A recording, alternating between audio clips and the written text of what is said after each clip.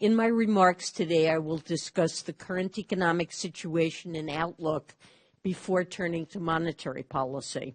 Since my appearance before this committee last July, the employment situation in the United States has been improving along many dimensions, especially with an improving labor market, that we expect inflation over the medium term, the next 2 or 3 years, to move up to our 2% target.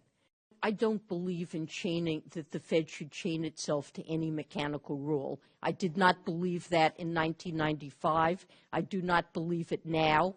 And I had the privilege to meet with Professor Taylor right after he proposed the Taylor Rule in 1993. What we can do is try to assure a generally strong labor market where it's possible for those who want to work to find jobs in a reasonable amount of time.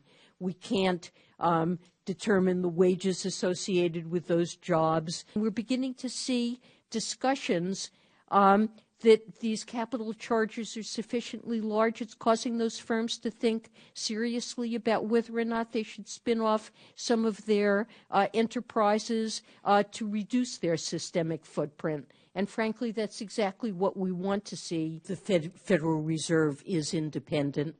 I do not discuss monetary policy or actions that we are going to take with the Secretary or with the executive branch.